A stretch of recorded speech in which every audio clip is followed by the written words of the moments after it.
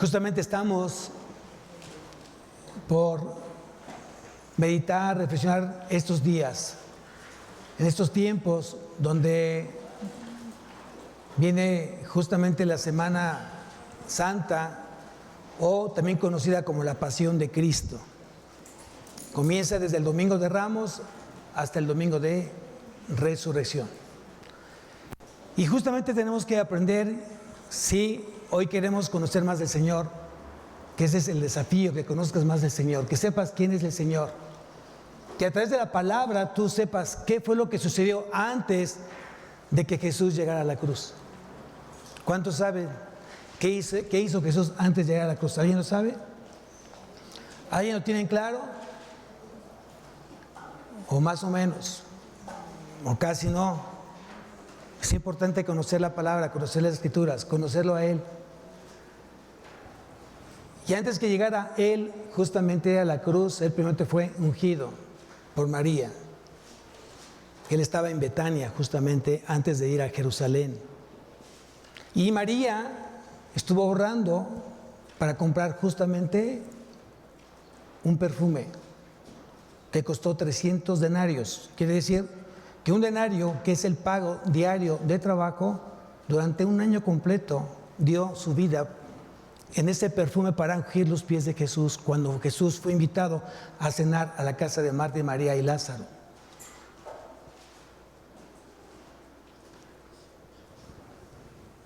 Después de eso viene la entrada triunfal a Jerusalén, donde mucha gente se estaba preparando justamente para celebrar la Pascua. Iba a ser la última Pascua, la última fiesta de la Pascua. El comer ese cordero que simbolizaba justamente lo que había sucedido años atrás, cuando Dios le dio la instrucción a Moisés de sacrificar en la última plaga un cordero, y con la sangre de él iba a marcar esa casa del pueblo de Israel, de tal manera que cuando pasara ese espíritu de mortandad, no hubiera muerte de primogénitos en esa casa.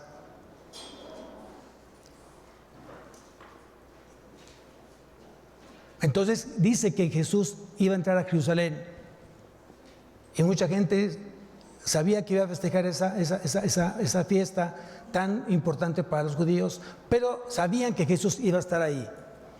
Y dice la historia, dice la narración de la Biblia, que muchos pusieron hojas de palma en el caminar de Jesús. Y ahí viene justamente el Domingo de Ramos.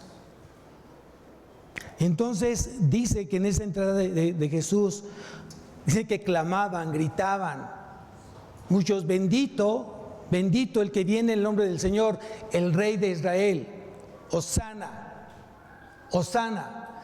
Y la palabra Hosana significa salva ahora. Anótalo ahí tú en tu cuaderno, porque muchas veces ya te preguntan: ¿qué es Hosana?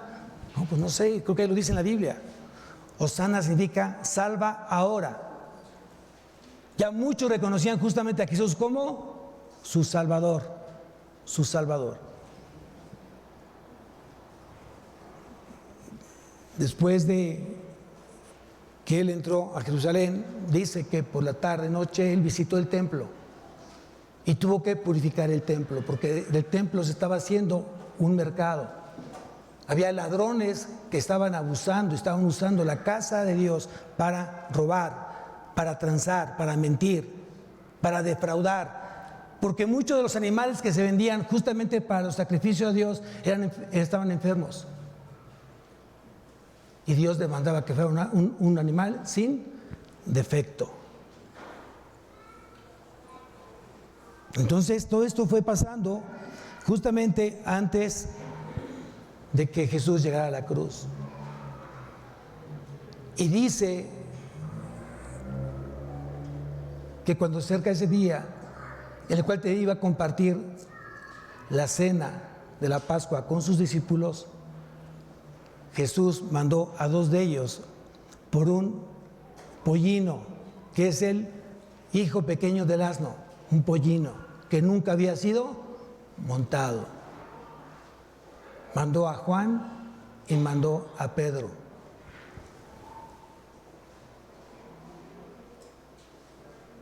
Y ahí nos enseña la Biblia de cómo Dios permite que su Hijo tenga o deba ser honrado y glorificado.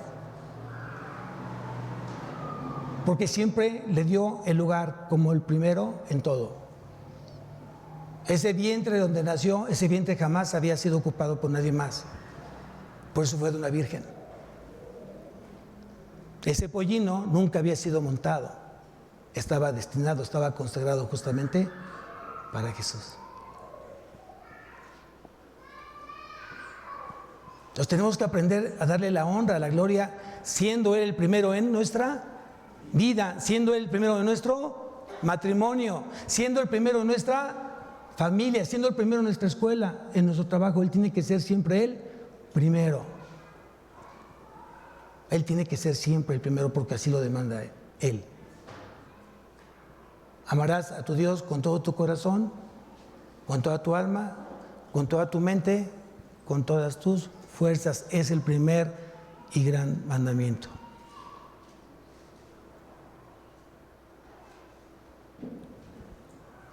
Y dice que los mandó justamente a seguir a un hombre que llevaba un cántaro.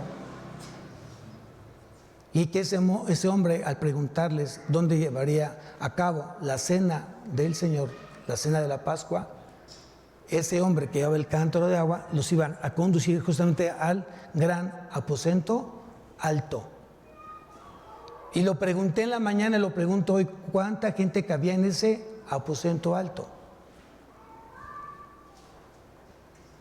120 personas. Y eso lo encontramos en Hechos, capítulo 1.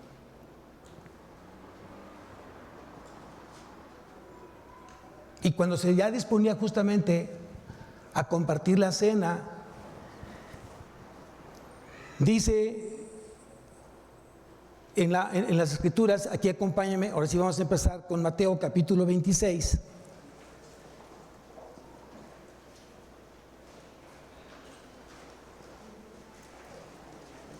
Mateo capítulo 26, versículo 20. Mateo capítulo 26, versículo 20 dice lo siguiente: cuando llegó la noche, se sentó a la mesa con los 12, y mientras comían dijo: de cierto os digo que uno de vosotros me va a entregar. Jesús siempre supo quién lo iba a entregar. Jesús siempre supo que iba a ser Judas quien lo iba a entregar. Porque si bien es cierto, Jesús tenía las dos naturalezas, era hombre y era 100% Dios. 100% Dios, 100% hombre. Y como Dios es omnisciente, Él sabía exactamente quién y cuándo lo iban a entregar.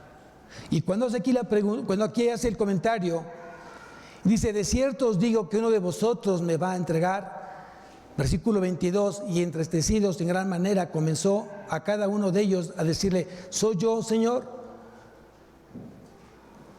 Entonces él respondiendo dijo: el que mete la mano conmigo en el plato, ese me va a entregar. Entonces quiere decir que dentro de los 12 había uno que tenía mayor confianza que los demás, y ese uno se llamaba Judas.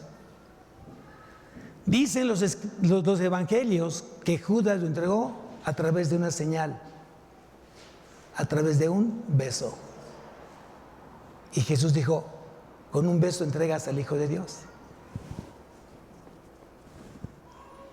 Y yo pregunto en esta mañana, a veces nos parecemos a Judas,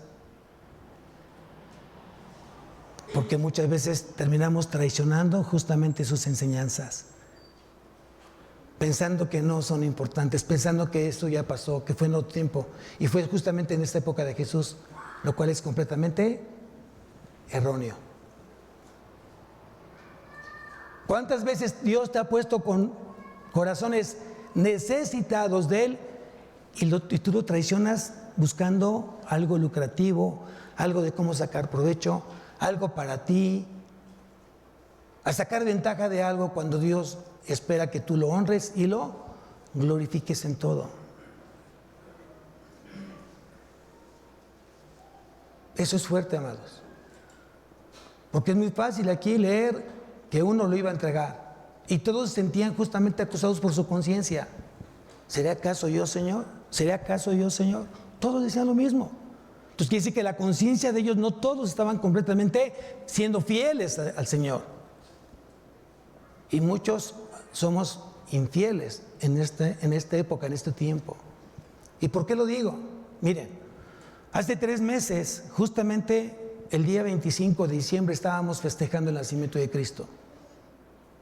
Un día antes o una semana antes del 25 de diciembre, todos estaban dispuestos en festejar Navidad, el nacimiento de Cristo. Pero estaban más puestos su atención en la cena, en los invitados, en la mesa, en los regalos. Y el diablo ha sido tan astuto, tan sutil, que te pone distraído en lo que es de ser lo más importante como creyente en Jesús. 3 meses después, el día 24 de marzo, estamos hablando justamente de lo que viene esta semana. ¿Y qué viene esta semana? Recordar la muerte de Cristo. ¿Cómo lo usa el diablo? Muy fácil. ¿Cuántos se van de vacaciones? ¿Cuántos están pensando dónde se van a ir? ¿En dónde se van a ir? ¿Cuánto tiempo van a estar? ¿En qué hotel van a llegar? Si se van en avión, se van en autobús, se van en carro, se van en camión. ¿Cuántos están pensando solo en eso? ¿Cuántos saben que no tienen traje de baño? Hay que comprar traje de baño, hay que comprar pelotas, hay que comprar salvavidas, hay que comprar juegos.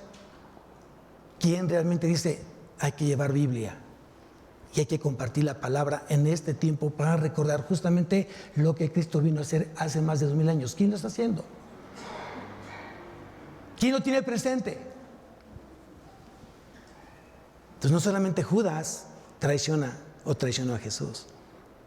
Seguimos traicionando hoy a Jesús y seguimos siendo infieles a Él.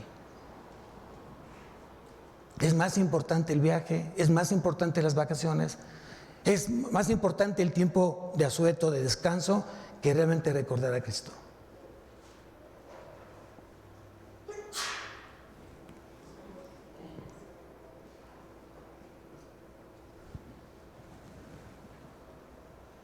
Cuando Jesús dice que en la cena estaba a punto de terminar esa cena, lo que hizo fue justamente quitarse su manto y ponerse una toalla para poder lavar los pies de sus discípulos.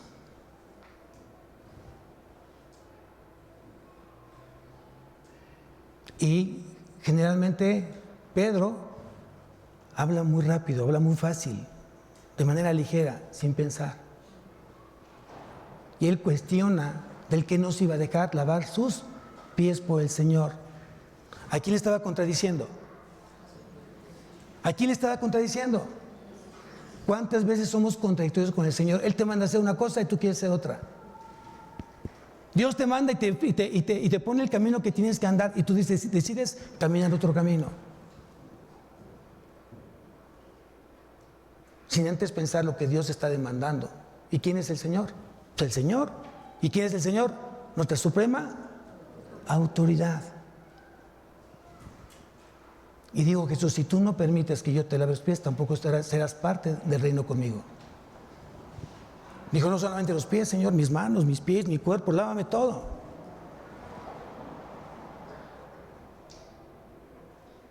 Piensa bien si a veces no somos Pedro. Lo leemos una y otra vez. Y sí, Pedro cometió muchos errores, pero también fue un hombre muy usado por Dios. Tanto que reconoció quién era Cristo. ¿Quién era Cristo, no? El Hijo del Dios viviente. Tú eres el ungido, tú eres el Mesías, el que estábamos esperando. Eso vino justamente de Pedro. Terminan de cenar y Jesús lleva a todos sus discípulos al huerto del Getsemaní. Y en ese ínter del aposento alto al huerto del Getsemaní, que seguramente estaba muy cercano de ahí, al Monte de los Olivos. El huerto estaba abajo del Monte de los Olivos, que era un lugar muy frecuentado por Dios. ¿Para qué? Para platicar con su Padre. para compartir la palabra con sus discípulos. Aquí hay una enseñanza también. ¿Tienes un lugar especial para compartir la palabra en casa? Más bien, ¿tienes un tiempo especial para compartir la palabra? Porque Dios es un Dios de orden.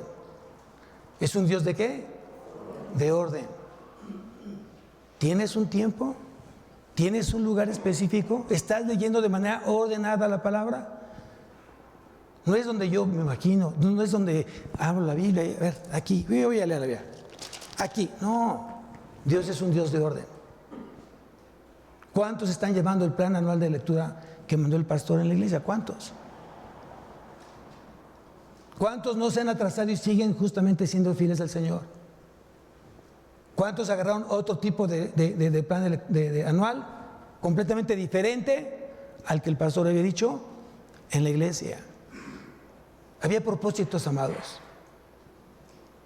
No es solamente tener un plan de lectura anual, sino que ese plan de lectura anual te dé la oportunidad de platicar con tu hijo. Si ese hijo ya es joven, para que tengas tema de conversación bíblico. ¿Qué leíste hoy? ¿Qué Dios te habló el día de hoy? Hoy empezamos Deuteronomio, el 5.º libro de la Biblia. Es un tema importante que platicar hoy en la comida, en la cena, en el trayecto del carro. Pero como cada quien está leyendo lo que quiere y muchos no están leyendo, ¿qué platicas? El joven en su celular, con sus audífonos, metido, no platicando nada, y ahí en la esquina, sumergido en eso. El papá manejando, en sus pensamientos, la mamá durmiendo, bueno, algunas, y a final de cuentas, no estamos haciendo lo que Dios nos manda hacer. Pero dice ahí entonces que después de terminar, fueron al Getsemaní, al huerto de Getsemaní, y en el transcurso estuvieron cantando, iban cantando el Salmo 118. Cuando tengas tiempo, lee el Salmo 118. Es lo que estaba cantando Jesús con sus discípulos.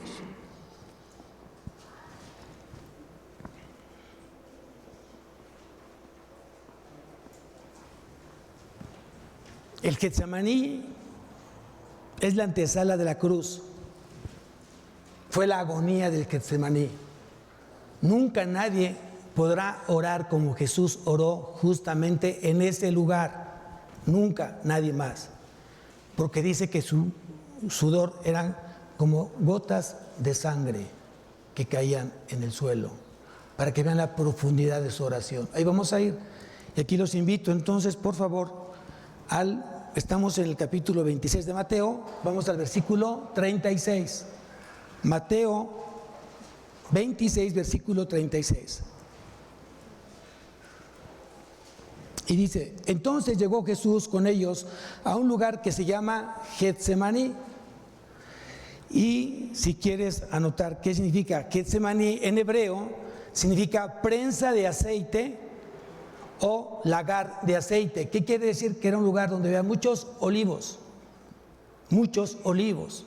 Y acuérdate que de ahí se saca mucho el aceite de olivo para cocinar el día de hoy o aderezar las ensaladas.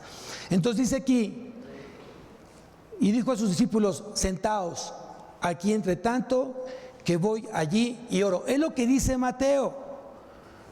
Algo que es importante es que tú tienes que acudir a los demás evangelios, porque cada quien está hablando de algo más que el Espíritu Santo le reveló. Sea Mateo, sea Marcos, sea Lucas, sea Juan, reveló más cosas. Si tú me acompañas a Marcos capítulo 14,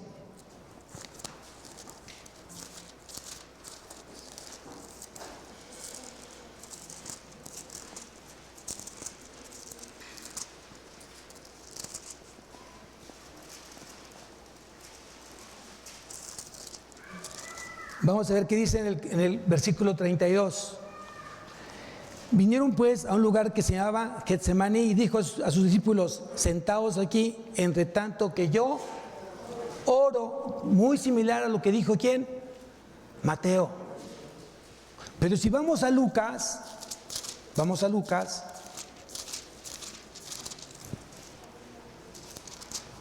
capítulo 22,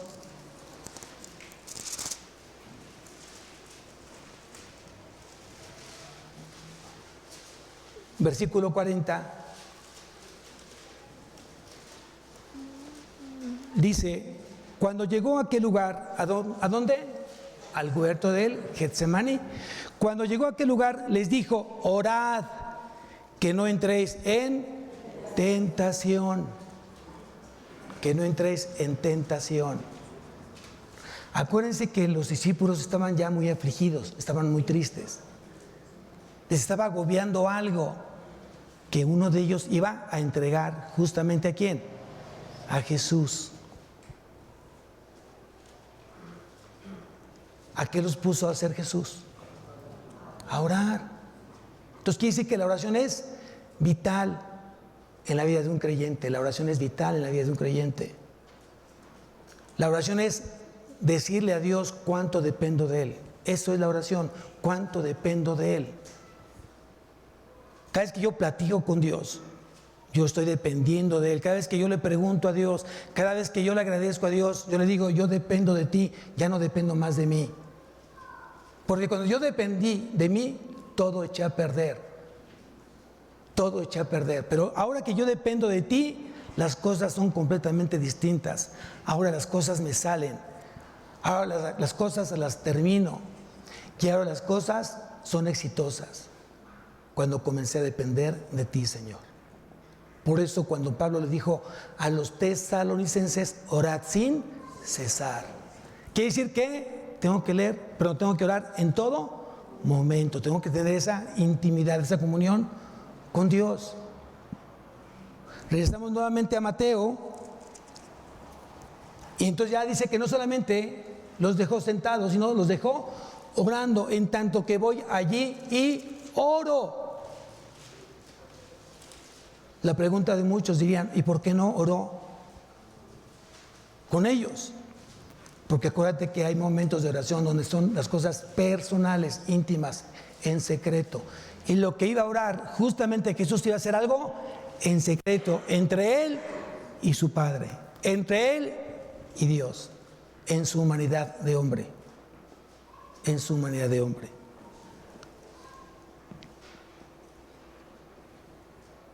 Vamos a ver, versículo 37. Y tomando a Pedro y a los dos hijos de Zebedeo, ¿quiénes son? ¿Quiénes son los hijos de Zebedeo? Jacobo y Juan. Es importante leer los demás evangelios para que tú sepas y contestes. Aquí es una tarea. En este tiempo que estamos próximos a reflexionar, a meditar la Semana Santa, la Pasión de Cristo, lee en tu casa y cada miembro de la casa esté en un evangelio diferente.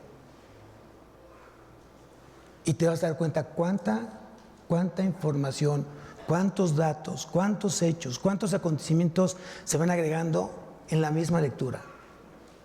Amén. Los tomó a los tres, a Pedro, a Jacobo y a Juan, y comenzó a entristecerse y angustiarse en gran manera. ¿Imaginas a Jesús triste? En gran manera, ¿te lo imaginas? No es tu tristeza que tenemos tú y yo. Nuestra tristeza que viene de un corazón pecador, de un corazón engañoso, de un corazón depravado. De ahí viene nuestra tristeza. ¿Te has puesto a pensar en eso? Del corazón de Jesús viene un corazón santo, santo, santo, limpio. Realmente esa tristeza es nada que ver con la que tú y yo pudiéramos reflejar en algún momento de nuestra vida. ¿Por qué estás triste? No encuentro mi celular.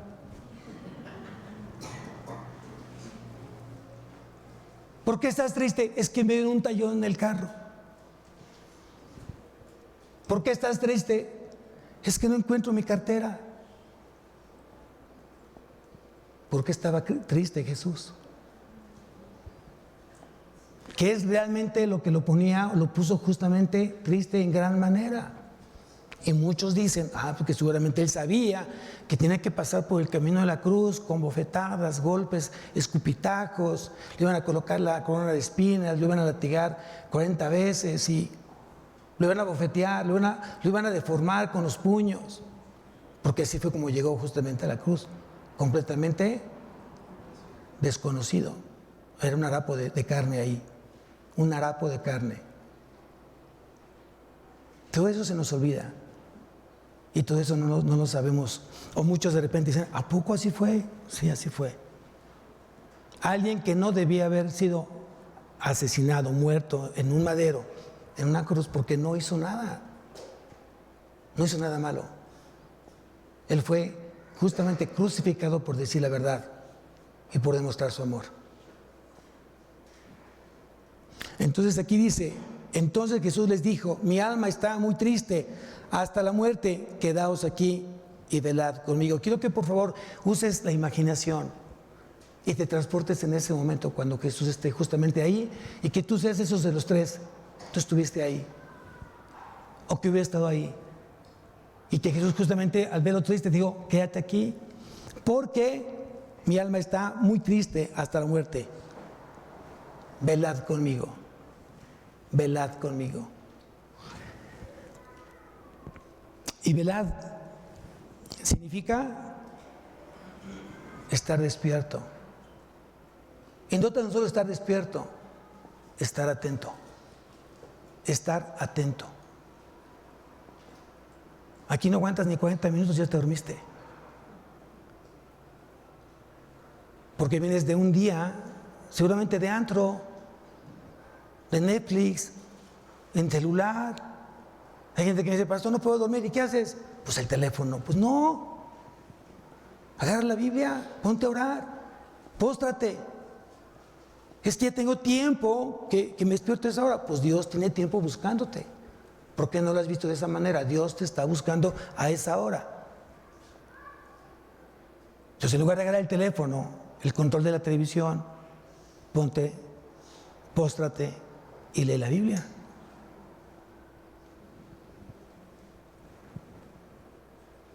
Hacemos lo incorrecto cuando estamos siendo preparados para hacerlo correcto. Para hacerlo correcto.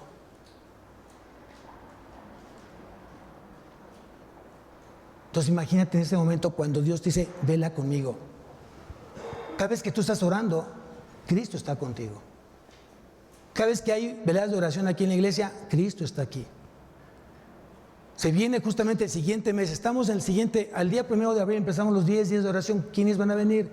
¿Quién lo tiene dentro de su agenda? Ay, pastor, perdón, estoy de vacaciones. Está bien. Estoy en la playita, pastor, es que me hace falta un poquito quemar mi piel. Está bien. Es que me falta broncearme mi pielecita, pastor. Está bien. Pero aprende también a honrar al Señor. Porque Él no está peleado que tú te vayas de vacaciones, que te vayas a descansar, que te vayas a broncear. Y ten mucho cuidado hoy en día con el sol, porque hoy desgraciadamente pues ya no es el mismo sol de hace 20 años. Cosa curiosa, te vas a la playa, no te pones bloqueador y a la noche no puedes dormir. Y ahí no me toques. Y ven para acá. Ay, no. Qué bonitas vacaciones, padrísimas. Bueno, tal vez aquí no pasa eso, porque aquí todos van a estar justamente en la Biblia, orando, leyéndola. ¿No? Yo creo que en otras partes sí lo van a hacer. Sigo leyendo.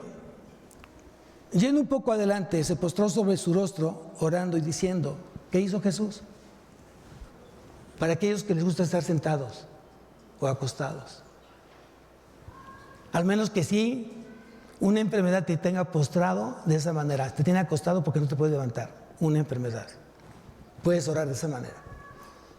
Pero aquí le está hablando a los que están sanos, a los flojos, a los que tienen, bueno, ya ahorita ya no hace frío, pero, ay, no es que hace mucho frío, pastor. ¿Cómo va a salir? Saco mi piecito y, ay, se me congela. Es que no tengo tiempo. Y aquí dice que Él se postró, puso su frente en el piso, con toda la reverencia que debiera ser todo hijo de Dios. Y dice que después de que se postró su rostro orando, diciendo: Padre mío, si es posible, pase de mí esta copa, pero no se haga como yo quiero, sino como tú. ¿Qué es la copa? ¿Qué es la copa? Anótalo. Juicio. La ira de Dios. Es lo que simboliza la copa, la ira de Dios, el juicio. ¿Cuál juicio? ¿Cuál demanda penal tenía que pagar Jesús? Justamente lo que produce el pecado, muerte. Y Él cargó tus pecados, Él cargó mis pecados, y por eso fue a la cruz. ¿Sabías tú eso? Él nunca pecó. Él nunca pecó. Él cargó con tus pecados y mis pecados, y por eso fue a la cruz. Y aquí dice: Padre mío, si es posible, pase de mí esta copa, pero no se haga como yo quiero, sino como tú. ¿Cuántas veces oró Jesús? Dice que la primera vez que oró esta oración, regresó donde estaban sus discípulos y los encontró dormidos, así como tú comprenderás. ¿No?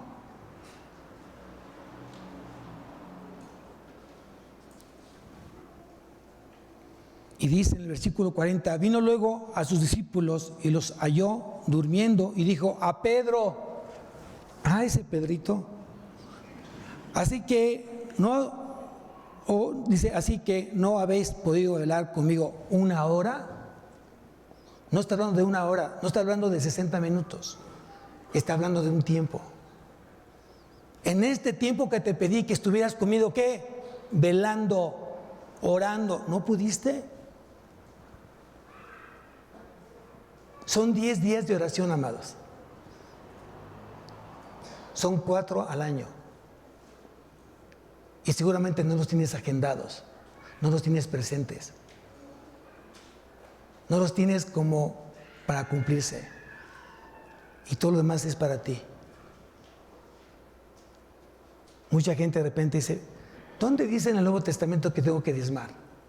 ¿Por qué lo preguntas? ¿Porque vas a dar un 15%, un 20%? ¿Por qué? No te preocupes. Da lo que propusiste en tu corazón, porque es algo entre tú y Dios. Y si no quieres dar, tampoco no des, pero vas a caer en una desobediencia. Entonces aquí lo que dice Jesús a Pedro: no pudiste orar, no pudiste estar orando en este tiempo que te lo pedí. ¿Qué es lo que le ocupaba a Jesús? El ser crucificado, el ser clavado en la cruz, el ser golpeado. ¿Qué le ocupaba a Jesús? Separarse de su Padre, porque sabía que el cargar con todos los pecados iba a haber una separación entre él y su Padre. Por eso le dolía, lo puso en gran tristeza. Y es algo que deberíamos llorar mucho de nosotros. Señor, el día que yo peque, haz que yo sienta este dolor. Haz que sienta dolor cada vez que yo esté pecando delante de ti, Señor. Y si tiene que ser un dolor físico, hazlo, para dejarlo de hacer y pedirte perdón. Yo sé que más de uno la va a pensar 2 veces. ¿Le voy a pedir eso a Dios? Y si lo cumple, por supuesto que lo cumple, porque tú se lo estás pidiendo. Pero tiene un propósito. ¿Qué cantamos al final? ¿Cuidaré qué? Mis ojos, ¿cuidaré qué? Mis manos, ¿cuidaré qué más? ¿No? ¿No es cierto? Entonces, ¿de qué me debo preocupar? Si yo estoy cuidando todo eso. Y si Dios sabe que no me permita pecar y que venga un dolor fuerte físico, pues que venga.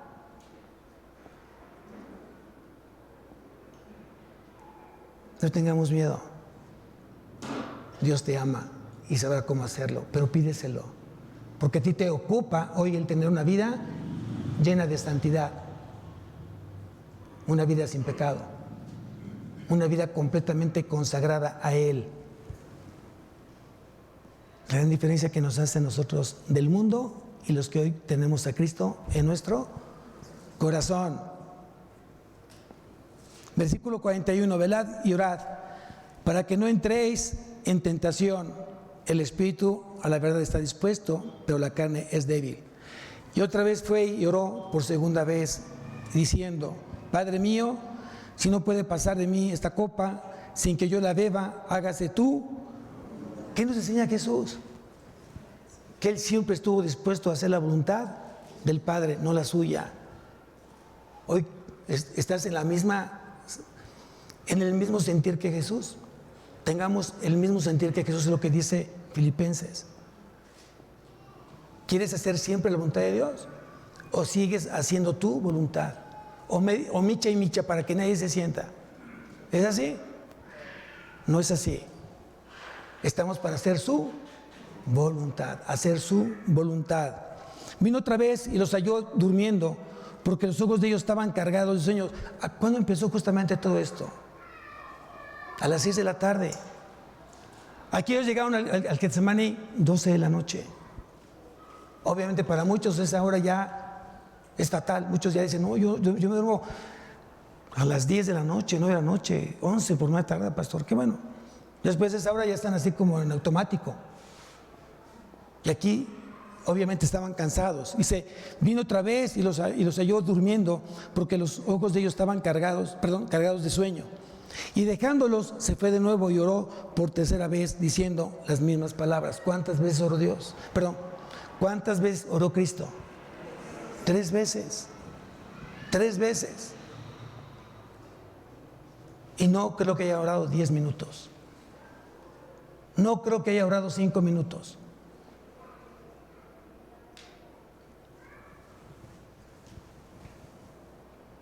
Ojalá que Dios esté hablando a tu vida. Entonces vino a sus discípulos y les dijo: dormid ya y descansad. He aquí ha llegado la hora y el Hijo del Hombre es entregado en manos de pecadores. Levantaos, vamos, ved, se acerca el que me entrega. Wow. Ya Jesús lo sabía. Vamos al Evangelio de Marcos. Marcos capítulo 14.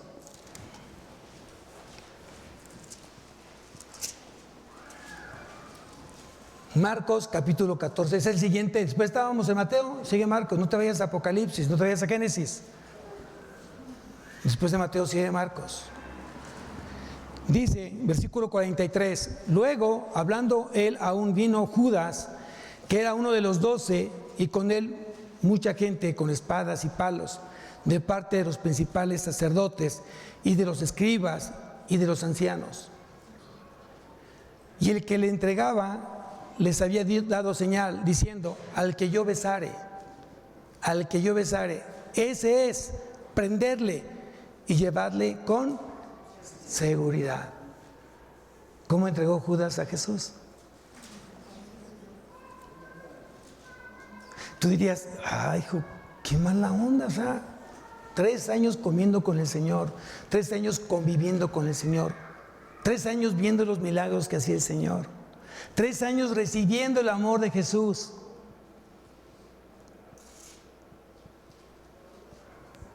¿Cuánto tiempo tienes caminando con el Señor? ¿Cuánto tiempo Dios te ha demostrado cuánto te ama? ¿Cuántas veces Dios te ha demostrado que Él tiene el control de todo? ¿Cuántas veces? Y al final de la película sigues dudando. Al final de la película sigues aún todavía en desconfianza de si Dios lo va a hacer o no lo va a hacer.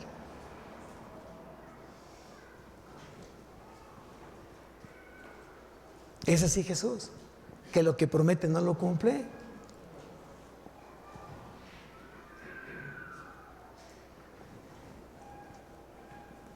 Y cuando vino, se acercó luego a él y le dijo: maestro, maestro. ¿Cómo le dijo?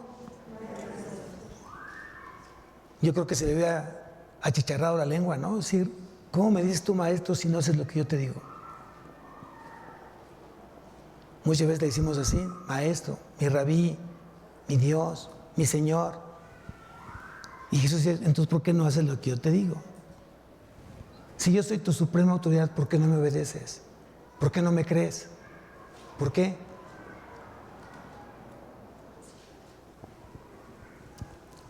Y le besó. Esa era la señal.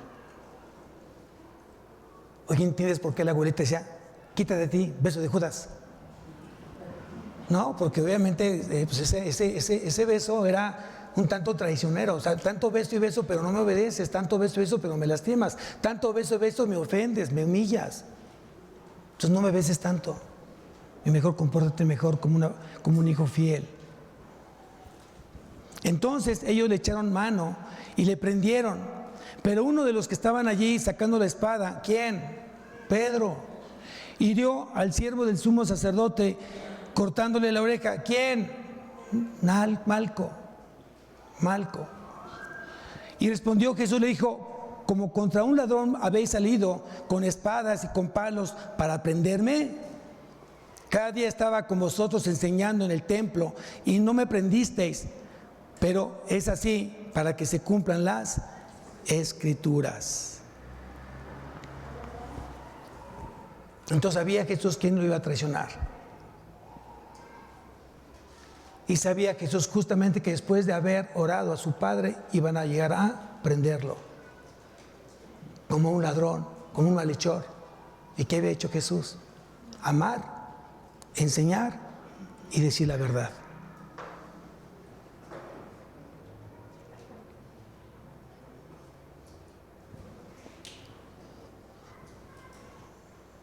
Sigo leyendo. Entonces todos los discípulos, dejándole, huyeron. ¡Wow! ¡Qué fuerte! Tú lo lees así y dices, híjole, ¿cómo puede ser? Sí, puede ser. Obviamente porque eran hombres, eran seres humanos como tú y como yo, de carne y hueso. Y que muchas veces nosotros huimos justamente de la presencia de Dios, como lo hizo Adán y como lo hizo Eva. Cada vez que la gente está en pecado, huye de Dios, se quiere esconder de Dios como Jonás. A eso te lleva justamente el pecado, a sentirte con vergüenza, culpable, a sentir pena, a tener miedo, a tener temor. Y dice que huyeron todos, dejándolo a él solo. Pero también era parte de la profecía, porque no tenía que perder a ninguno de ellos. Casi escuchaba yo al Señor que digo, a ver, ¿a quién viene a buscar? A ti. Déjenlos a ellos entonces, no os molesten. Aquí estoy yo. Tómenme, aprésenme. Pero ellos déjenlos en libertad.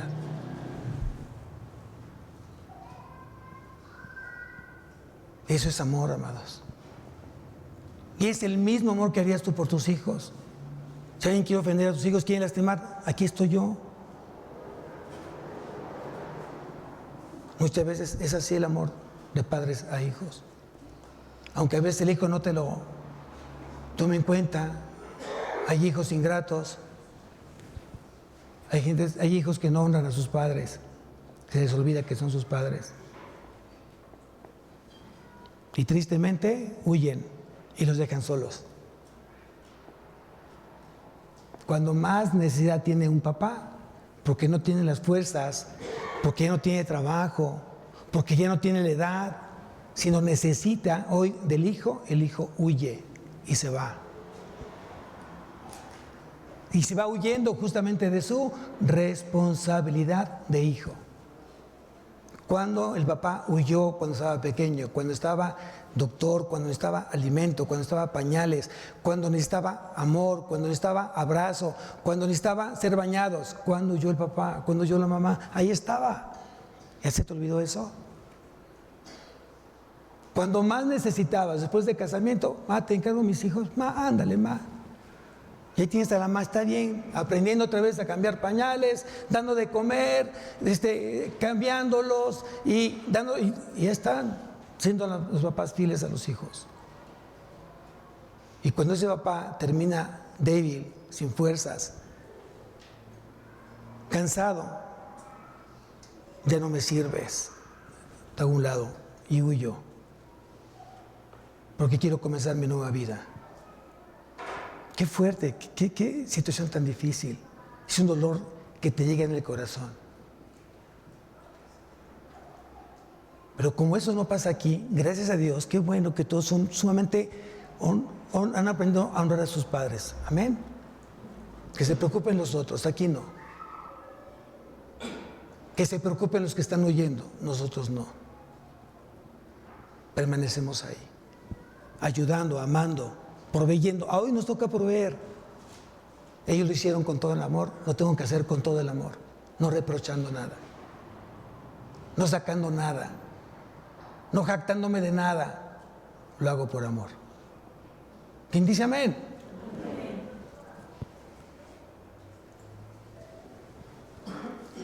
¿Qué sucedió después de que fue apresado Jesús? Fue escarnecido y fue azotado y fue sentenciado a muerte. Vamos a Lucas ahora. Siguiente evangelio, Lucas, capítulo 22.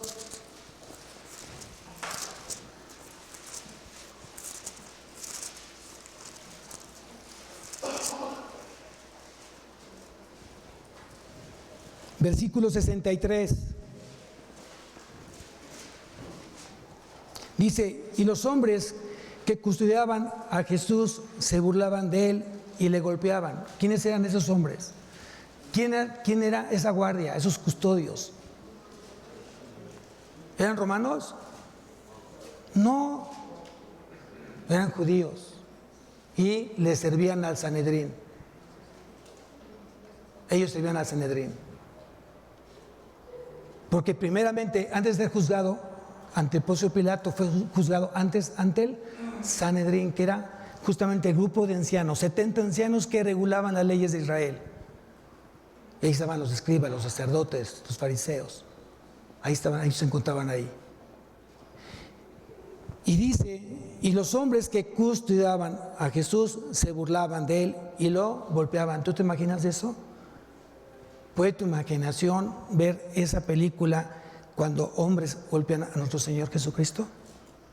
Y no le estaban dando una cachetadita, así como, no, eran golpes, tanto que lo desfiguraron. Y no se encontró más hermosura en él.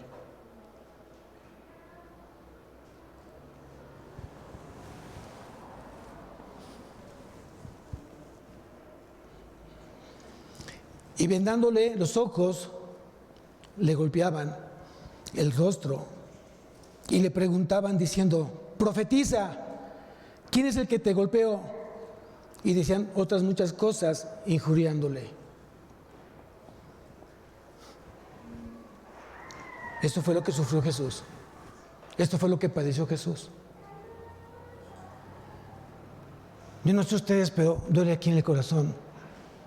Y es un dolor de amor y de agradecimiento de lo que Jesús hizo por cada uno de nosotros.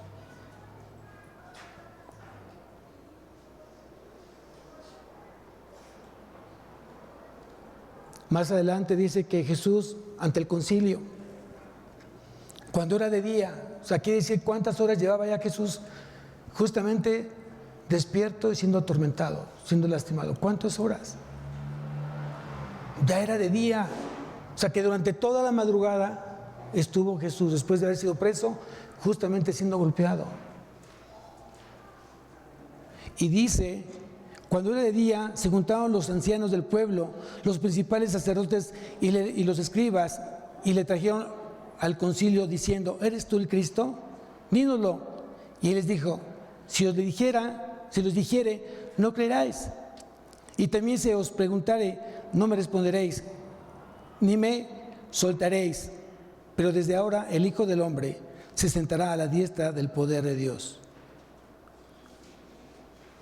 Dijeron todos luego, ¿eres tú el Hijo de Dios? Y él les dijo, vosotros decís que lo soy. Entonces ellos dijeron, ¿qué más testimonio necesitamos? Porque nosotros mismos lo hemos oído de su boca. Y después dice que fue al siguiente juicio, fue ante Poncio Pilato. Capítulo 23, versículo 3. Entonces Pilato le preguntó diciendo, ¿eres tú el rey de los judíos? Y respondió diciéndole, él dijo, tú lo dices. Y Pilato dijo a los principales sacerdotes y a la gente: ningún delito hallo en este hombre. ¿Cómo lo veía Poncio Pilato? Inocente. ¿Qué le faltó a Poncio Pilato? ¿Qué le faltó a Poncio Pilato? Firmeza. Él tenía toda la autoridad. Sabemos que tenía que cumplirse la profecía, la promesa de Dios. Sabíamos, hoy lo sabemos que tenía que, pero en ese entonces no sabía nadie. Pero Poncio Pilato tenía todo el poder de haber puesto en libertad a Jesús, y no lo hizo. Y aun cuando la esposa le dijo: tuve sueños, yo soñé a ese hombre justo, tuve sueños y fue muy tremendo, no tengas nada que ver con él. Eso se lo dijo la esposa de Poncio Pilato. Pero no lo decía para evitar que él haya sido lastimado, más bien lo hacía para que él no tuviera responsabilidad de su ejecución, no para evitar que no fuera a la cruz o no fuera sentenciado. Y dice entonces que fue también y compareció ante Herodes. Y cuando fue y compareció ante Herodes, en el versículo 9, ven lo que dice el versículo 9 del capítulo 23, y le hacía muchas preguntas a Herodes, pero él nada le respondía. Esa es una llave del reino, el silencio. Hay que aprender a no decir nada. Quédate callado. Pero véanlo al final del versículo 12. Y se hicieron amigos Pilato y Herodes aquel día, porque antes estaban enemistados entre sí. No sabemos por qué estaban enojados el uno y el otro. No lo dice la Biblia. Pero ¿qué propició Jesús? Porque así es Jesús. ¿No? Así es Jesús. Y no para que lo hayan reconocido ellos. Seguramente ni Herodes ni Pilato se enteraron que gracias a Jesús volvieron a ser amigos. Hoy tú sabes que cuando regresas a ser amigos de tu esposo, de tu esposa, cuando hay una reconciliación en el matrimonio, ahora sí sabemos y le damos toda la gloria a nuestro Dios celestial. Amén. O sea, cada vez que hay un problema entre padres e hijos, antes de Cristo y después de Cristo viene la reconciliación. Por años muchos hijos guardaron rencor. Por años esos hijos no quisieron ver a su papá o a su mamá. Por años. Pero cuando llegan a Cristo, viene justamente esa reconciliación y ese decir: ¿qué estoy haciendo? ¿Y a qué te lleva como hijo? A pedir perdón a tus padres. Señor, perdóname por el tiempo que estuve alejado, resentido, enojado, amargado. Hoy lo aprendo. Tal vez tristemente dejé pasar mucho tiempo, pero hoy lo aprendo, que tu papá, tu mamá son mis mayores pilares en mi vida aquí en la tierra. ¿Quién te lo dijo? Dios. Dios.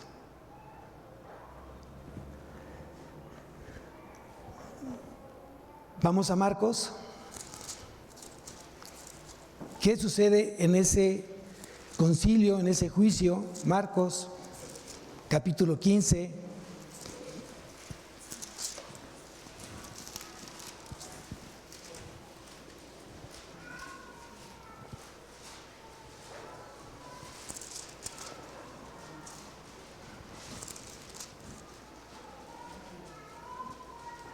Versículo 6. Ahora bien, en el día de la fiesta le soltaba un preso cualquiera que pidiesen. O sea, quiere decir que justamente en la fiesta de la Pascua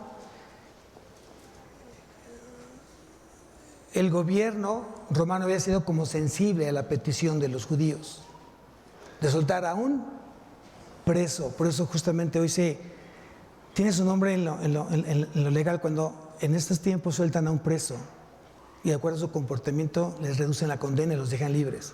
Hoy se sigue haciendo eso, si no mal recuerdo. ¿Qué simbolizaba eso? Justamente era eso, cuando Dios había dado libertad al pueblo de Israel en los tiempos de Moisés. En los tiempos de Moisés. Y aquí, por eso dice aquí, ahora bien, en el día de la fiesta, de la Pascua, le soltaba un preso, cualquiera que pidiesen.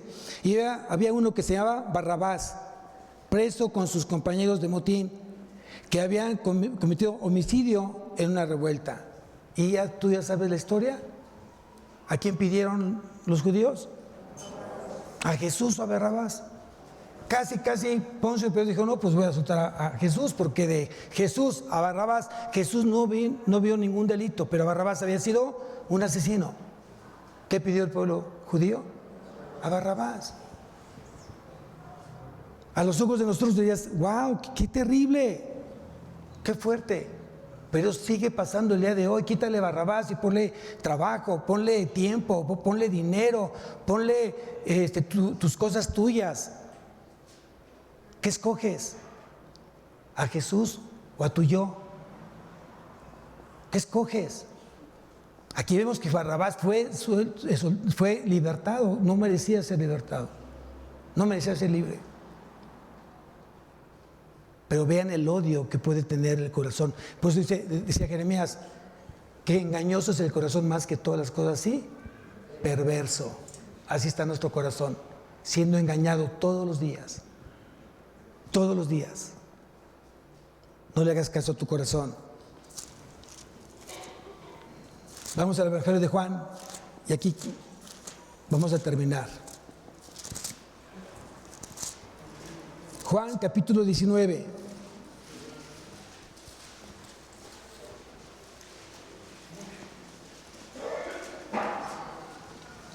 Juan capítulo 19, versículo 23.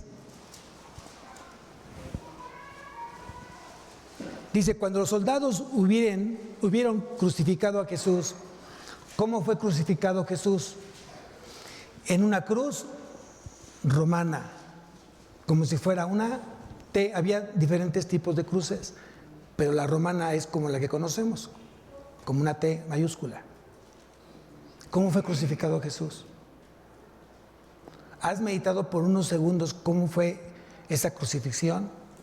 El haberlo clavado en ese madero, ¿cómo fue? ¿Qué tipo de clavos? ¿Cuánto tenía que medir el clavo para traspasar? No solamente las muñecas, no solamente los pies, sino la misma madera.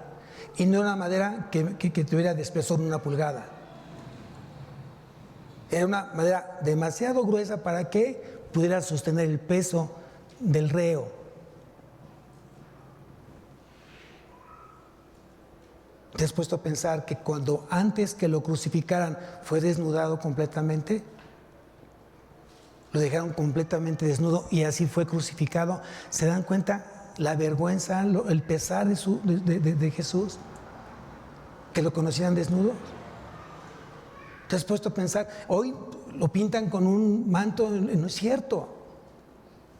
Vamos a seguir leyendo. Dice, cuando los soldados hubieran crucificado a Jesús, tomaron sus vestidos e hicieron 4 partes, uno para cada soldado. Tomaron también su túnica, la cual sin costura, de un solo tejido, de arriba abajo. Estaba completamente, ¿qué? Desnudo. O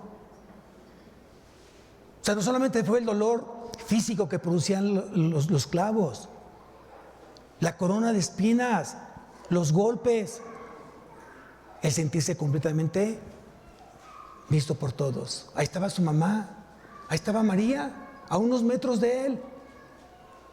Y había mujeres ahí. No sé ustedes, pero eso sería muy vergonzoso. Esa vergüenza debe ser en todos los jóvenes el día de hoy que de repente andan en los desnudos, siendo cristianos. No puede ser eso. Tienen que cuidar justamente su forma de vestir. No porque tengas el mejor músculo, no porque tengas el mejor vello en tu cuerpo, ¿no? Se abre la esa y de repente ahí sale toda la situación esa y ¿qué? ¿Eso qué? O sea, ¿qué? La mujer, el ombligo, o sea, enseñando el ombligo, la espalda, ¿qué? Y aquí voy a poner un paréntesis. Estamos en una casa de Dios que merece todo el respeto. Pero no solamente es aquí, tiene que ser aquí y afuera. Pero piensa en un momento, todos los que estamos aquí estamos siendo santificados.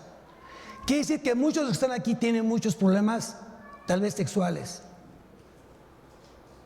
Y la hermanita no se da cuenta que está propiciando miradas de los hermanos que están luchando con sus pecados sexuales, y de repente ven con la ombliguera ahí, con el escote abierto, con la falda más arriba de lo normal, o el pantalón súper ajustado. ¿Sabes lo que estás provocando?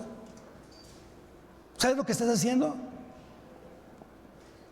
Está haciendo piedra de tropiezo para aquel que está forzando de no estar mirando cosas que no deben. Y supone que llegamos a un lugar donde realmente tenemos que estar recatados todos. Cierro paréntesis. Pero lo tenía que decir, o el Espíritu lo tenía que decir. Luego dice aquí, entonces dijeron entre sí, no la partamos, sino echemos suertes sobre ella a ver de quién será. Eso fue para que cumpliese la escritura que dice, repartieron entre sí mis vestidos y sobre mi ropa echaron suertes, y así lo hicieron los soldados. ¿Qué hizo Jesús antes de partir al Padre, antes de morir? Dice aquí, versículo 26, cuando vio Jesús a su madre y al discípulo a quien él amaba, ¿quién era? ¿Quién era? Juan. Con el apóstol. Cuando vio Jesús a su madre y al discípulo a quien él amaba, que estaba presente, dijo a su madre, mujer, he aquí tu hijo. He aquí tu hijo. ¿Qué quiere decir? Que Juan estaba a un lado de María y le dijo, mujer, he ahí tu hijo. Y dice, y después dijo al discípulo, he aquí tu madre. A Dios le importaba mucho que su hijo Jesucristo diera una muestra de honra hacia su madre. Seguramente ya el papá había muerto, José ya había muerto. No lo dice aquí, pero solamente estaba la mamá presenciando la crucifixión del hijo. Qué hermoso es la enseñanza de que si Jesús encargó a su madre, la pregunta es, ¿por qué no hemos aprendido a honrar a nuestros padres? ¿Por qué tiene que morir el papá? ¿Por qué tiene que morir la mamá para reconocer, era un buen viejo?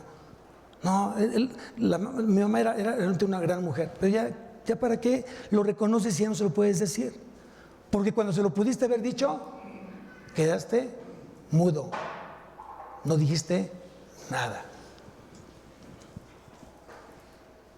Después de esto, sabiendo Jesús que ya esto estaba consumado, dijo para la escritura se cumpliese, tengo sed.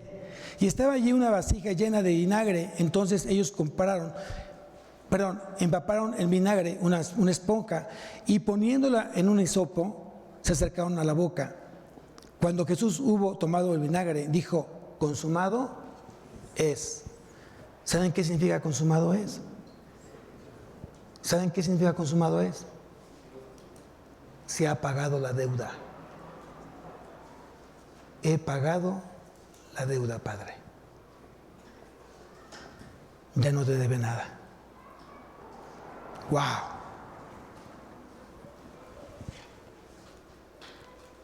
Al final dice que como estaban los tiempos de la fiesta de Pascua, no se permitía que hubiesen muertos o sacrificados.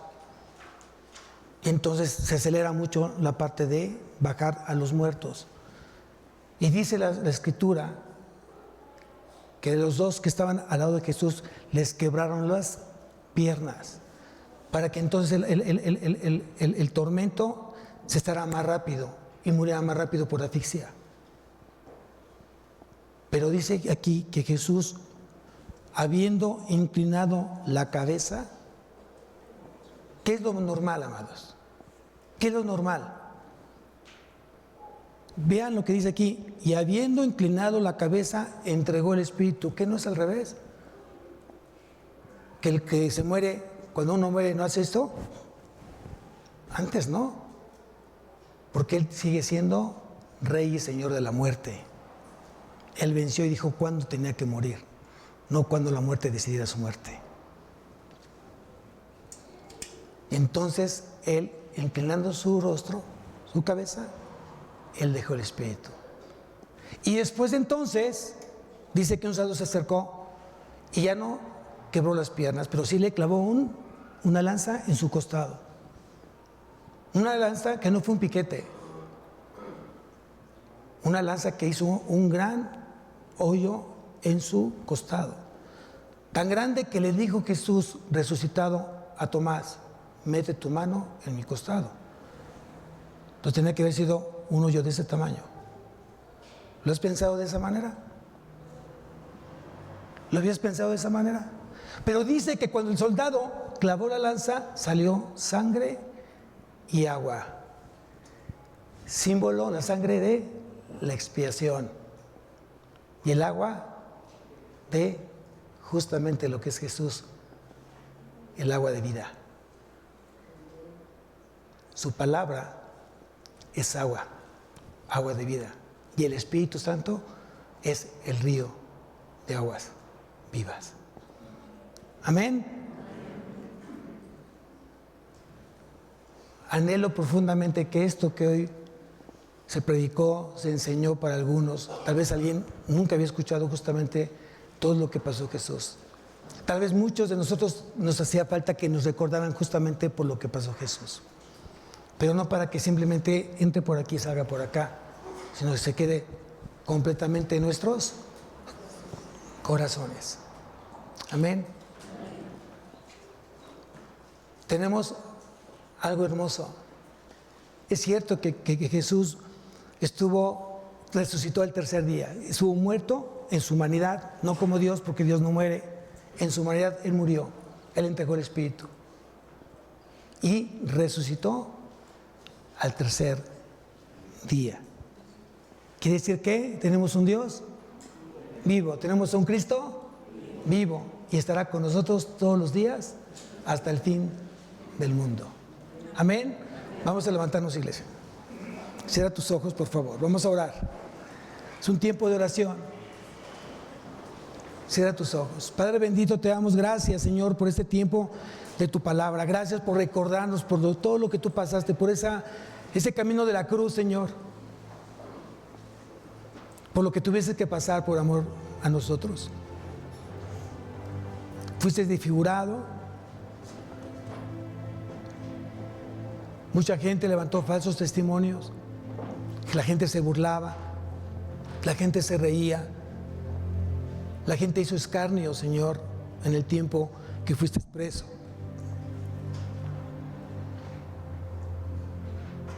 Cuánta enseñanza hay en tu palabra, Señor. Gracias, Señor, porque a través de ese sacrificio has cancelado la deuda que yo tenía contigo, Señor. Porque yo sabía que sin ti mi destino era el infierno. Pero a través de Cristo has cancelado la deuda. Hoy somos justos delante de ti. La sentencia penal ha sido cancelada, ha sido pagada, consumado es. Cristo pagó el precio. Hemos sido redimidos a través de su sangre. Hemos sido hoy libertos, Señor, en el caminar contigo. Hoy somos libres. Hoy te ruego, Señor, que nos sigas preparando, que nos sigamos enamorando cada día más y que realmente aprendamos a cuidarnos, a cuidar nuestro cuerpo, porque nuestro cuerpo es tu templo, es tu morada, es tu habitación, es tu casa. Hoy nos dices que nos tenemos que preparar para ir a proclamar el Evangelio y enseñarles que guarden todas las cosas que tú has mandado y que tú estarás con nosotros todos los días hasta el fin del mundo. Nos mandas a ser sal y luz en esta tierra, que seamos ejemplo de ti, Señor, y que las buenas obras glorifiquen al Padre. Danos, Señor, el poder, danos, Señor, el corazón entendido, obediente, fiel, manso, humilde, comprometido a hacer las cosas día con día, no importando la edad que tenga. Puedo estar viejo, Señor, pero no muerto. Puedo estar cansado, mas no desmayado. Puedo ser un joven que adolezco de madurez, pero te tengo a ti, porque a través de tu palabra yo puedo limpiar mi camino. Puedo ser un niño. Tan solo yo como niño necesito a alguien que me enseñe, alguien que me predique, alguien que me hable de ti. Y ese es el trabajo de nosotros, los adultos. Gracias por este lugar, gracias por estos 10 años, gracias Señor porque tú te has exaltado, te has honrado a través del tiempo que hemos estado en este lugar. Perdónanos si hemos cometido errores, perdónanos Señor si a través de predicar tu evangelio no lo hemos hecho con exactitud, claramente. Perdónanos Señor, pero queremos hacerlo cada día lo mejor, porque es para ti lo mejor. Y gracias por los corazones que tú enviaste el día de hoy, los que llegaron por primera vez y los que ya tienen tiempo caminando contigo. Hoy te honramos, hoy te glorificamos, te exaltamos. Bendito seas Señor. Gracias Señor por tu amor y gracias por tu perdón. Y gracias por darme un lugar en la eternidad contigo. Gracias te damos en Cristo Jesús. Amén y amén.